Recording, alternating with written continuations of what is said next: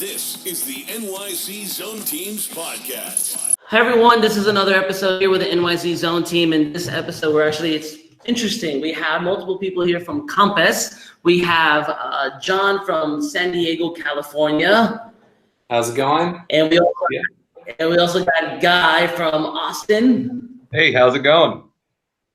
Great. And then we have Jason from Atlanta. Hey, how are you guys? Great. And of course, my business partner Nikolay and John here from the NYC Zone Team, who will be talking about New York City.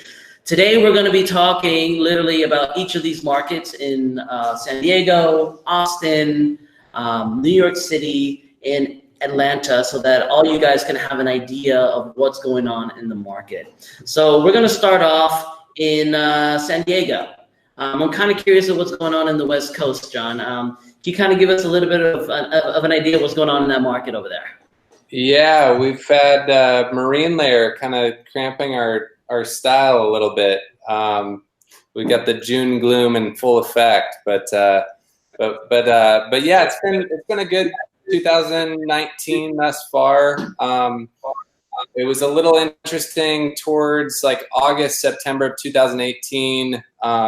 I think some of the market above, say, probably 2 million kind of pumped the brakes, thinking that there was going to be a slowdown, correction, and so some of the numbers kind of slowed up around the coast during that time, and I think now we're seeing in 2019 interest rates still low, and a lot of buyers kind of impatient on waiting for a correction that may or may not ever come. So as a whole, we've been we don't have a huge impact from the Asian markets and from the foreign investment money that probably Seattle, San Fran, LA, Orange County feel.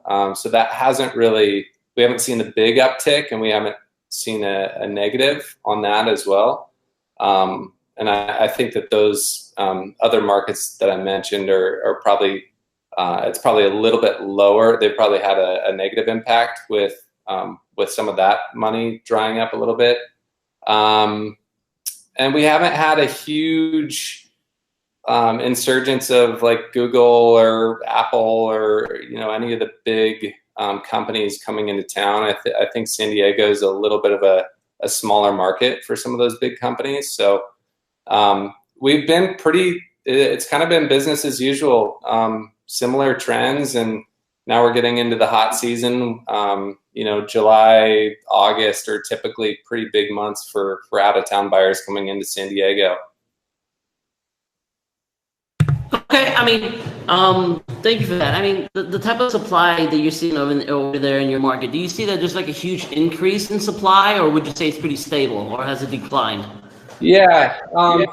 So San Diego is very interesting, and when you look at the numbers as a whole, it kind of follows the trend perfectly with the market times being pretty similar. Like days on market are pretty similar to year over year for the last 2-3 years. Appreciation in terms of price per foot is pretty much on par. Everything as a whole is pretty steady. When you dive into each individualized market in San Diego and get very local, then you start seeing some trends. For instance, Del Mar is a very small little pocket within San Diego. And then within Del Mar, you have different neighborhoods like the Del Mar Beach Colony, which is a very affluent, highly desirable area, low bank waterfront. That market's taken a bit of a hit because of changes in short-term rentals, and then also just some negative press that we've had around sea level rise and I think the term managed retreat has gotten thrown out there in the media, and it's just caused confusion. And so we've seen some very big sales happening in the 6 million, 10 million, 20 million kind of range. And then the mid market is probably what's been affected negatively the most. Probably that 3 to 5 million. That's where we've been seeing some of the days on market jumping up a little bit. In Del Mar, Solana Beach, Rancho Santa Fe, markets like that. What would you say is like the average days on market? Just an idea of what's going on in San Diego, average days on market.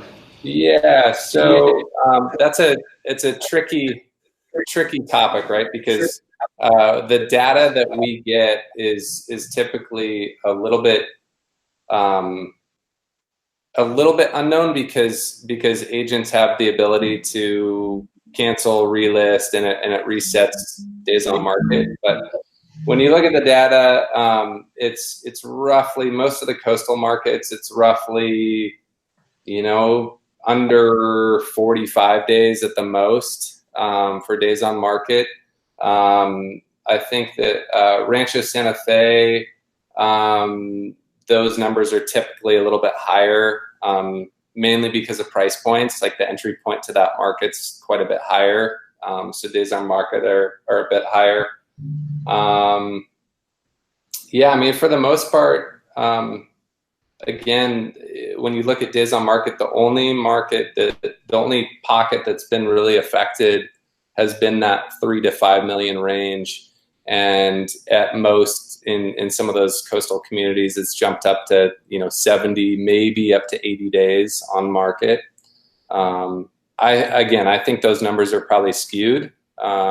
I think they're probably a little bit higher than the data reflects, but when you look at that data, it's pretty positive. That's pretty interesting, yeah, because compared to over here in New York City, for example, our average days on market are around 90 days. It's actually just decreased a little bit. Yeah. But before we dig deeper into New York City, I kind of want to dig into Austin and kind of like piggyback off what we're talking about average days on market. What is the average days on market you've seen over there, Guy? Austin, the average days on market are about 50 days, is what the last report just said. It's strong. If it's priced right, it's going to go in the first week. Usually multiple offers. We're seeing a huge influx of out-of-state people coming from all over, a lot from California, and we're getting a big influx from Chicago lately. So our market's been very strong on that front. I think if it's priced right, it's going to sell quickly. Okay, and what kind of supply are you seeing there? Are you seeing a stability there, or do you see an increase or decrease in supply? Market for sure. We're at 2.4 months inventory right now, and it's hard for buyers to find houses that they want. A lot of stuff is trading off market because of it, and you're seeing a lot of that coming soon. Coming soon activity really pick up, and you're getting a lot of people wanting to pay a primo price for it because of it. The market's strong here in Austin.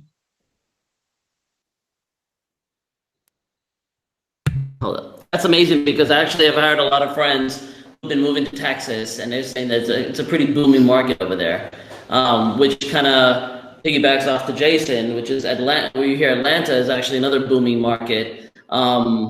Jason, what is your average days on market that you're seeing over there in Atlanta? Hey guys, and appreciate being in studio in New York. Of course, yeah, anytime. All the way for this podcast. So I would say in many respects, I draw more parallels to Austin and San Diego. We're probably in that 40 to 50 day on market range. When you look at the numbers in such a macro way, though, it can kind of skew things, right? So it depends on the price point. Depends on the location, whether you're talking in the city versus out towards the suburbs. There's a lot of dynamics there. Mm-hmm. Okay.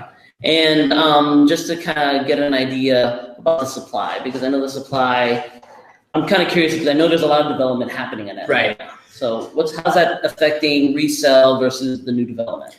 Yeah. And so in about roughly 35% of our business is new development as well. So we have the pleasure of seeing it through the eyes of resale and the developer. And to sort of tie in supply with days on market, we find that supply is generally anywhere. It can be as low as 2 or 3 months in entry-level price points, right? As you get into sort of the mid-market, at one point they were steadily in that 3 to 4 month range. Now we're getting closer to 5 or 6 months of supply. Okay. We've seen a slowing in the pace of growth, but not a negative growth, right? I know New York, for instance, is experiencing sort of a buyer's market, right? Yep. We still are experiencing a strong seller's market in most cases. It's just a little slowing of that pace. And then you really don't get into a buyer's market supply-wise and days on market-wise until you get into the luxury range, right? Which for Atlanta starts probably in that $1 million to $1.5 million price point. Sure. Then buyers have lots of choices. So it is interesting to see, and we have the ability to be, we have a lot of organic growth, I guess you'd say. We're not affected as, I forget who was talking about it a second ago, by international money, tech money, things like that. We have a solid foundation of huge Fortune 500s that really either started in Atlanta and are based there. Delta, Home Depot, Coca-Cola, UPS. We have anchoring points in our city that fundamentally keep us from having as strong of dips as well as some of the highs that other places see at the same time. Not to mention, we have the largest, busiest airport in the world 20 years running. And so that adds a huge dynamic to have Hartsfield, where I think last year 120 million people passed through it. So a lot of things that make me feel like if you're buying in Atlanta, it's a safe investment, right? There's not a lot of outside forces that are going to come in and affect the growth. And we're projected to have 2 million more people added to the city within the next quarter century, which will make us one of the 5 largest cities in the US by 2050. Right. I mean, I've been seeing those numbers. I actually had a friend that I sent over That's to right. you. Thank you for the referral. Yeah, of course. And when he bought it, I want to say 1.5 years before you put it on the market. Mm-hmm. And he got it for like 190 or something like that, or yeah, 125 or something like that. And you guys were able to sell it, I believe, at 220. Yeah, and Miguel, your friend, he was roughly 30 miles outside the city, right? Right. So he was fortunate. I felt to sell within the first week or two. Right. As you go further out of Atlanta, typically the days on market are a little slower, a little longer, right? We're seeing really those gangbusters markets for the most part in the urbanized areas, in walkable locations, right? And then we have this wonderful thing called the Beltline, which is a concept that was invented by a guy who was a Georgia Tech student, and New York subsequently took that concept and built the High Line here in New York City. Nice. But it's the same concept. It's a complete circle around the city of redeveloped and repurchased train tracks, creating a 20 to 25 mile trail. So you're seeing a lot of development focus along the Beltline, which surrounds Midtown and downtown, and just you're talking days on market in many cases, and real estate just being bought up like that Pretty quickly. Yeah. I just found it crazy how the appreciation just went up like that in just a year and a half, which is pretty cool. I see growth in Atlanta, which I want Nikolay to talk about more about New York City. Give us more about the days on market over here, kind of what Jason said. We're more into a buyer's market. We did shift into a buyer's market. I feel like about 3-4 years ago, we've had some of the best prime years of Manhattan real estate and of Brooklyn real estate. And now we've been seeing quite a bit of a slowdown. And the interesting thing about Manhattan and Brooklyn, you can break it down by price points, but you also got to break it down by the neighborhood, then you got to break it down by the street, and then you got to break it down by the building. Because and then the building, even like it depends on the exposure that you have. So there's like a million type of components that are going to come in when you're pricing the property, selecting how you're going to position it exactly. But the point being, if we were just to go into like blunt numbers in Manhattan for all categories and everything, we have 90 days on market. And actually, the bad thing about this, it has grown by about 40% compared to last year, which is a significant amount. And I feel like between 4 of us, our days on market are almost double compared to what you guys are experiencing. Yeah. But the good thing is we're seeing a little bit more activity, for example, compared to last month, because looking back about a month or two ago, we've actually surpassed 100 days on market. And the reason being why the days in the market are a little bit less now, we are seeing listings still being on the market for a while, but with more activity. So we're having a lot more showings. We have people coming to open houses. So I think that's the reason why it's coming down. We're hoping that it's going to reach the normality again of 50 to 60 days on market. But for the moment, we're at 90 days. What do you think, John? Yeah, I mean, pretty much our monthly absorption rate, which is pretty much how many months it would pretty much take to sell all the inventory. It's almost at 7 months, and it's pretty high for New York City, because in the past, I want to say 5, 6, 7 years ago, it was like 2.8, 2, like, it was for sure that your home was going to get sold if your house was on the market. But kind of going back to what we were saying about open houses, John, I want to know, what kind of activity are you getting at your open houses? Are you getting a lot of people showing up at the open house? Super active, and this time of year especially, this is when we get all the people trying to escape the heat in Texas and Arizona and Las Vegas. So we get a lot of people coming through the open houses this time of year, which is pretty typical. But I think overall, just in terms of year over year, we're seeing a lot of buyers out there right now, and I think that's because of that little slow in the end of 2018. I think there's just a lot of people looking for things very specific, and that's the thing on the coast here. There's not a whole lot of cookie cutter developments. It's a lot of custom builds and very unique lots and pieces of land. So we've been seeing a lot of activity, and I think that'll continue through at least through the end of the summer. Okay. Guy, what are you seeing in Austin? You're getting a lot of open house activity in your listings? Yeah, we're seeing a lot of open house activity. Of course, just like, of course, the closer to the city, downtown you get, the more activity you're getting. If you're a little farther out, you're still getting solid activity, but the traffic definitely drops off a little bit. I just think because of proximity to town, traffic here in Austin can be a little difficult, so people are really wanting to be relatively close to where they work. So we're definitely seeing quite a bit of activity in our open houses. Okay. Are you guys seeing any sort of discounts in the offers? And if so, like, what kind of percentage below are you seeing discounts on versus the asking price? So, I mean, we're seeing some discounts. It kind of depends on the property, luxury versus, a median priced home. On average, they were 2.2% off list price last month. But overall, you're getting pretty close to your list. And a lot of times, if you're central, you're getting over list and getting multiple offers and getting into a bidding war. That's amazing. That's amazing. And how about you, John? Yeah, again, it's price point driven. So under 2 million, multiple offers. I think we submitted an offer for a client last week, and there were 20 offers on it. Wow. You guys are making me reminiscent about the good old times in New York City.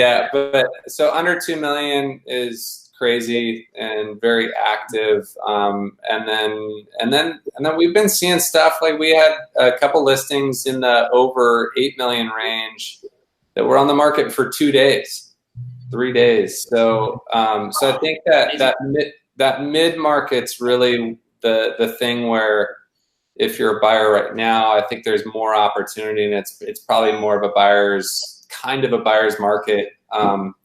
But with that comes a little bit of seller reluctance as well, because we haven't experienced much of a dip. Exactly. And with Jason, what kind of offers do you think you're receiving? Are you getting a lot of asking pricing, or?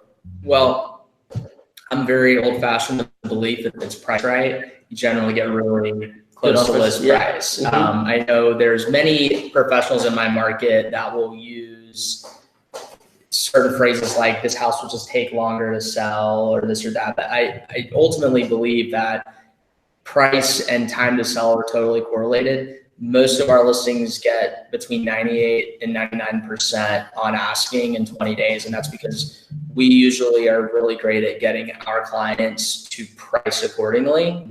I would say that from an offer standpoint, because of that, as a listing agent, I'm in a number of multiple offer situations. I'd say probably about a quarter of my listings end up in multiple offers. Nice. Generally, what happens though is as you get into luxury, even if it's priced right, you don't get into as many multiple offer situations. So entry level and mid-market scenarios, you're going to see a lot of that. And then again, a lot of it's location driven. It's the kind of housing that we're talking here, right? I find that a lot of these larger sort of McMansion type homes that a lot of baby boomers built on the edge of the city, not even in many cases that far outside the city, they're having a harder time turning those, right? Because it's about what are people looking for, right? And what we're finding is that ironically, baby boomers and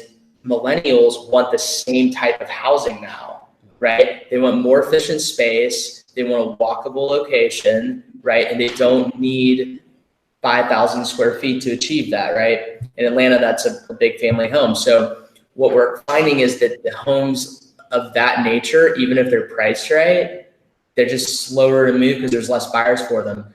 A lot of these new denser townhome communities in prime locations, same price point, go like that. Quick. Yeah.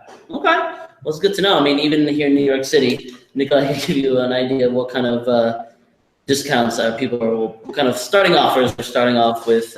And I agree with you. You know, we still see some of the listings that are like, let's say it's a phenomenal 2-bedroom co-op in Central Park and it's priced under $1 million. There's going to be a bidding war. You're going to have 20 to 30 people within the first open house, and you're going to have lots of activity, multiple offers, most likely. Probably not 20 offers, but 3-4 solid offers. But that's that price point. What we're seeing also, we have some of our listings that are in the buildings for like $5 to $10 million price range. And there you cannot price it just right. The days on market in those buildings can range from 100 days on market to 3 years, and that's not a lie. I've seen listings sit on the market for 3 years with the same listing agent, and then they sell it at a discount of about $500,000, sometimes even $1 million. It sounds crazy, but sometimes when we price higher-end properties, we got to leave at least a little bit of a wiggle room, a couple of percent, because buyers that come in, they expect to get a discount at that price point. Yep. Especially in this type of market that we're in. We're seeing some of the buyers that we're working with, they see a price. If it's $2 million, they're like, all right, let's start out at 1.5, like $500,000 type of discount. And believe it or not, sometimes they might win. Not at that first starting offer, but we might reach at 1.7, 1.75. And it's interesting to see because a lot of buyers know that it's a buyer's market here in New York City, and that they could get some pretty good deals. Yep. You know, they know it. They're very well informed. We were representing a buyer on a $3 million purchase. Our offer was $1 million below from the asking price, and we ended up meeting in the middle. Right. So that just comes to show you in the luxury market. Now, when it comes to things around $1 million, I mean, you're looking around maybe a range of $200,000 to $150,000, $100,000, more or less. And then when you go into like $500,000, you're looking more, you know, $50,000, $60,000, $70,000 type of discount. So over here with our numbers, they're saying that median listing discount is around 7%. And also, I think the reason why this is happening is because when you're on a stable market or you're on the rising market, your neighbor sold for $1 million, let's say, and you're pricing the property a year or half a year later, the neighboring property at $1,050,000, you know, a little bit of appreciation, you price it just a little bit higher, everybody is happy. When you're in a declining market, which we have been seeing for the past couple of years in New York City, the conversation is your neighbor sold for $1 million last year, we got to price it at $900,000 or $950,000. Nobody wants to hear that part. Right. And it's crazy how in a couple of months the market will change. Yeah. I'd be interested from your market standpoint, because obviously New York's a very different animal than a lot of markets, right?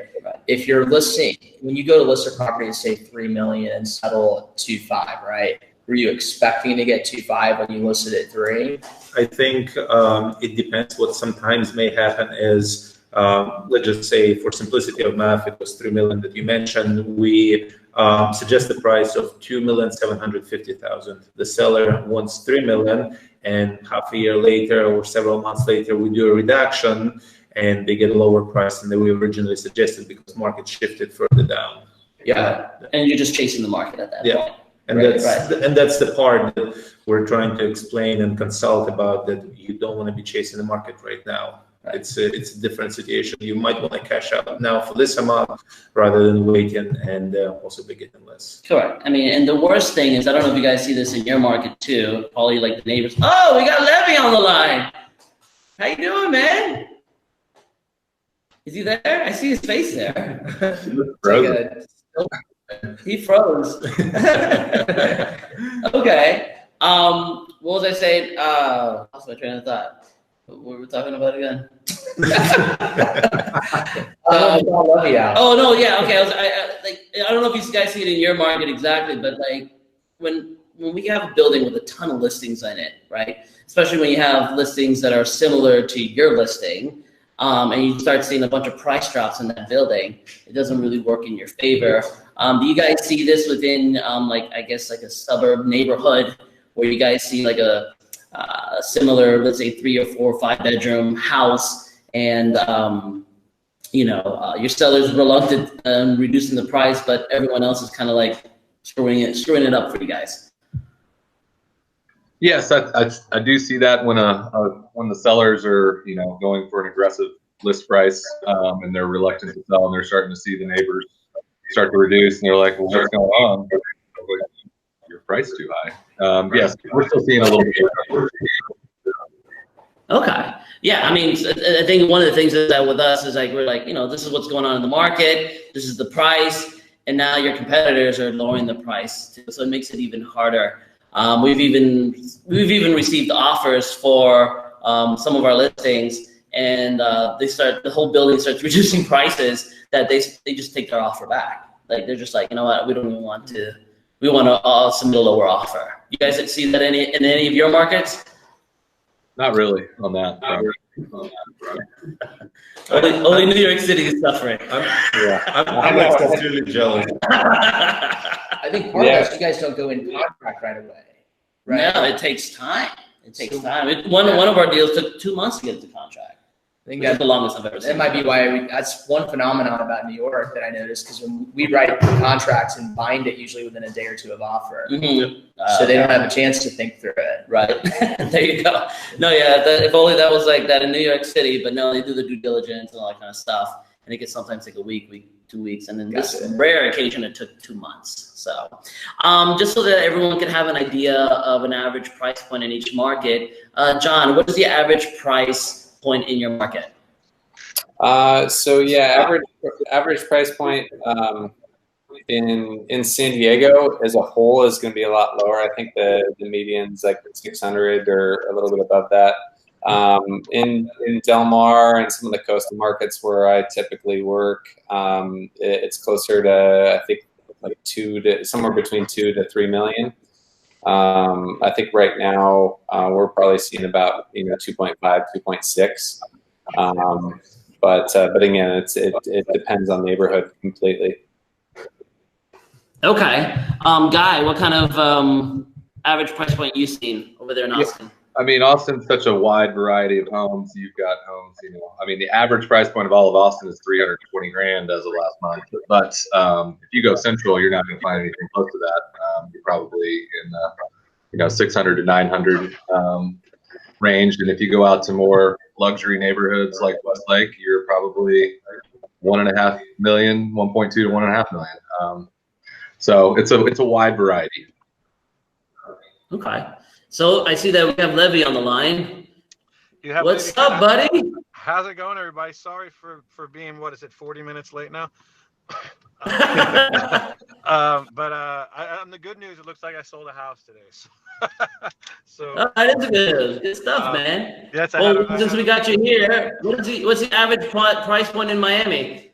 So, I mean, average throughout the whole of Miami, I believe the average price point is in the mid 200s, but you'd be hard pressed to find a house anywhere in the mid 200s. It's mostly because Miami is so large, and and very sort of polarized. But in any sort of really great neighborhood, like where I work in Coconut Grove, Coral Gables, Miami Beach, you're really looking at an average of about $1.5 million, and that's more or less like the starting price point for the homes that are here.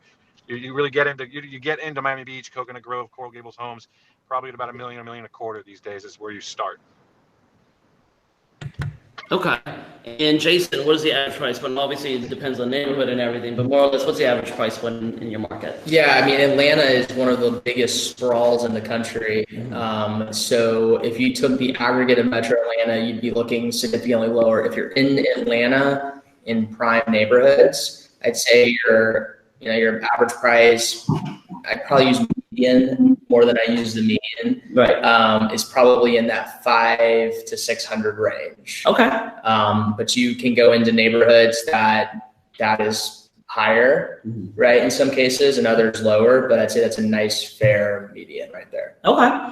And just to cover Manhattan here in New York City, the median sales price that we have here is around $1.2 million. So yeah, I mean, and of course that varies. I mean, $1.2 million, and then there's also a $50 million or $80 million penthouse in some buildings. So that kind of gives an idea of more or less what the average price here is in Manhattan. I think we pretty much wrapped up everything. Is there anyone who wants to like mention something? You know what? Why don't we do this? If someone want to get in contact with one of you guys in San Diego, John, what do you want to give your information? Sure. Yeah, would love the opportunity. So my website's just jongranston.com, JONGRANSTON.com, and you can find me on Compass as well on the website, and all my contact info's on there. Would love the opportunity to work with anybody that's even interested in having a discussion about San Diego.